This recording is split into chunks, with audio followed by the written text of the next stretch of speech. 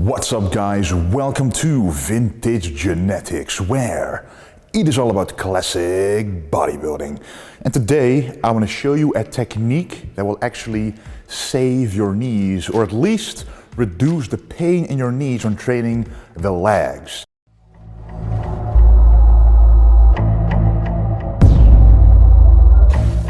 Now I've pretty recently, like the past year or so, have been training heavier and heavier to the point where my knees started to get a bit sore here and there, and there is a good way to prevent it. Usually when you use full range of motion, you use that technique to actually grow the muscle, the quads, to the maximum capacity.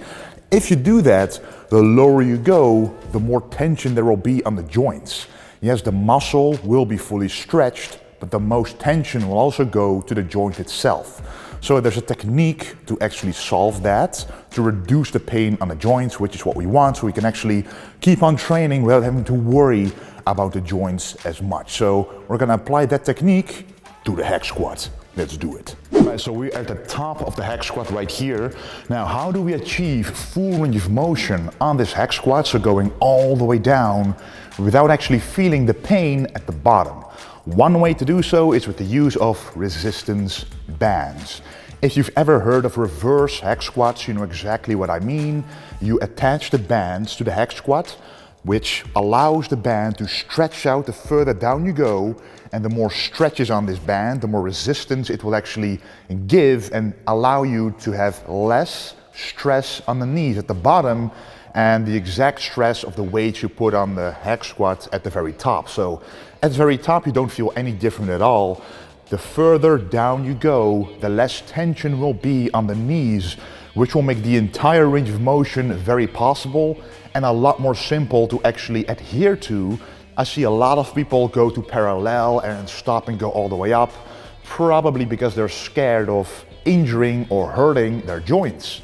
This technique has really helped me quite a lot to go all the way down as far as I can literally physically go, and then go all the way back up without the knees being an issue at all. So let me show you how to attach this band to this particular hex squat. So basically what you do is you take this band. Now this is medium strength, so it's not too strong. You know, if you can grab like this, you can stretch it all out all the way, and that's important because if you grab one that is way too strong, you wouldn't be able to go all the way down without this actually pulling you back up.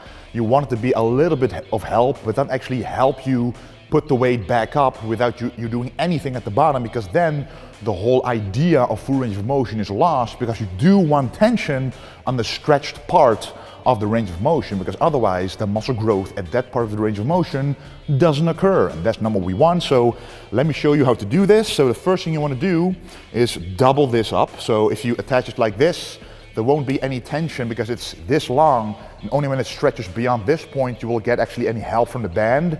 So if you loop it like this, make it half the size actually, then you will actually feel the effect. So first what you do, you find a point at the very top, you loop it around. For example, this is a bar that's holding the hex squat together. Then you have these two left. You put this around this thing that actually holds the weights. Now you put it as far as to the inside as you can, because you don't want the weight to actually be, you don't want this thing to be in the way of the weights. So you can still stack it all the way with 20 kilo plates or 45 pound plates if you are strong enough to do so.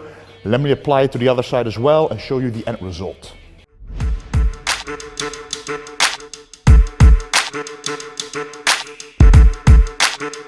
Okay, so now that the bands are attached, I'm actually going to show you what it looks like and tell you about the process as it's happening. I am already wearing weightlifting shoes with an elevated heel.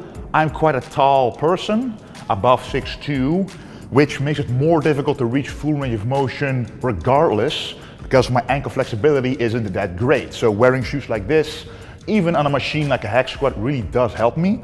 So what you want to do, stand as wide as you want to make it easier to reach that full range of motion.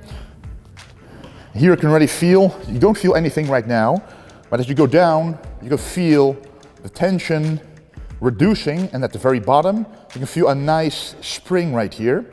It allows you to go up easier like this.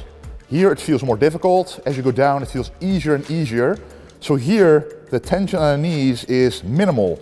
Of course, there are no plates on this hex squat. So right now, it's very easy to actually be in this position and not feeling anything in the knees at all. So let me just show you what it is with some weights on it and then doing the hex squat. All right, so I put two 15 kilo plates on here. Of course, it's still a very light weight, but I always like to warm up on a hex squat. That's also one part of saving your knees, is by not going too heavy. Otherwise, your tendons, your joints, and the muscles are not warmed up. And if they're not warmed up, you simply are asking for injury. What you also want to do is put your feet as low as possible on the platform without your heels coming up. The problem is that normally if you do this, there's more tension on the knees because the knees then go over the toes. When that happens, there's simply more tension on the joint and it might hurt. This technique allows you to go a lot more down with your feet, actually doing that technique of targeting the quads more without feeling the knees. So you gotta kind of figure out what you want to do in terms of your foot stance, your foot positioning. Normally my toes would be over the platform, now they're actually inside of the platform. Now with the weights on, it already feels almost indistinguishable from a regular hex squat, except right here, I'm just free. I don't feel any tension right on the knees at all. And normally I would also wear some knee sleeves. They are, of course, keeping your joints a little warmer. They're keeping the joints a bit more stable throughout the movement. But that is minimal compared to using a major technique like this, saving your knees at the bottom, which is where they are most susceptible to injury or pain or tendonitis or anything like that. So let me do a few reps on this.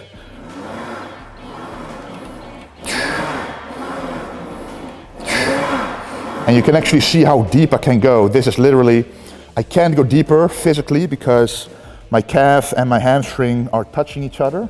So this is as deep as I can go. I can force myself a little deeper, but I'll simply go back up because the muscles are pushing me back up because of their physical size pushing against each other. So this is feeling really good on the full range of motion.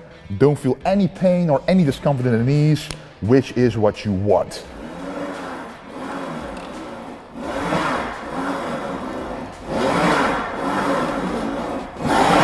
Alright, so this is just a very simple yet effective technique to save your knees. And when you save your knees and you don't feel pain in the movement, you are way more confident in going heavier and heavier and heavier if you don't feel the pain.